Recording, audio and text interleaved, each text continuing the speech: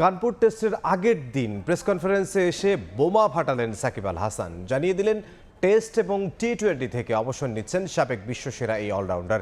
এই মুহূর্তে কানপুরের গ্রিন পার্ক স্টেডিয়ামে আছেন সহকর্মী মাহবুব রিমন। সবশেষ খবর জানবো, সরাসরি যাচ্ছি তার কাছে। রিমন, কানপুরের আকাশে মেঘ আছে, তবে বাংলার ক্রিকেটে যে বিনা মেঘে বজ্রপাত হয়ে গেল একেবারে টাইগার সমর্থকদের জন্য, হঠাৎ করে এই খবরটা আসলো। যদিও সকাল থেকে আসলে এমন একটা গুঞ্জন চাউর হয়েছিল সাকিব আল হাসান টেস্টকে গুড বাই বলতে পারেন।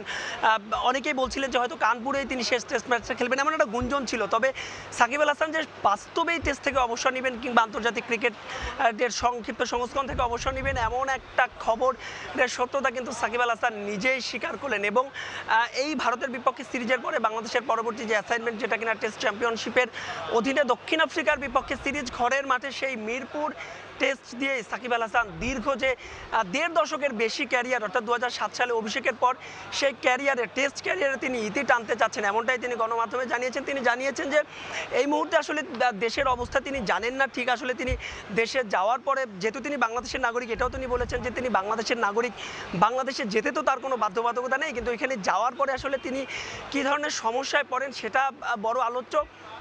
সাকিব আল হাসান যেটা বলেছেন যে তিনি বোর্ডের সঙ্গে কথা বলেছেন, তিনি যিনি বিসিবি প্রেসিডেন্ট ফারুক আহমেদ তার সঙ্গে কথা বলেছেন, এবং তিনি ফারুক আহমেদ তাকে নিশ্চয়তা করেছে, এবং যদি সেখান থেকে তিনি একটা গ্রিন সিগন্যাল পান তবেই তিনি দেশে যাবেন। এবং দেশে গিয়ে দক্ষিণ আফ্রিকার বিপক্ষে যে সিরিজটি রয়েছে, অর্থাৎ 2 ম্যাচের টেস্ট সিরিজ, মিরপুরে যে টেস্টটি অনুষ্ঠিত হবে সেই টেস্ট দিয়েই তিনি সাদা পোশাকের যে আভিজাত্যের ক্রিকেট, সেই ক্রিকেটকে তিনি গুড বাই জানাবেন।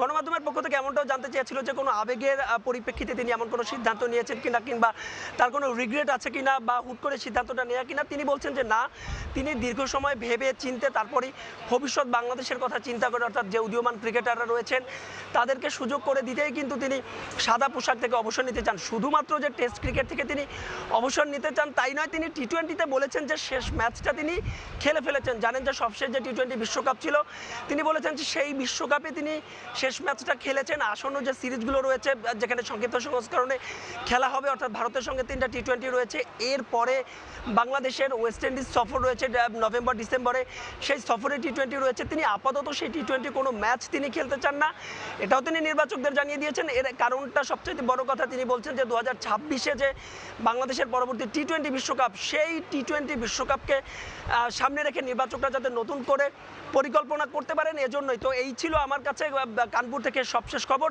সাকিব আল হাসানের অবসরের। সহকর্মী মাহবুব রিমন যোগ দিয়েছিলেন ভারতের কানপুর থেকে।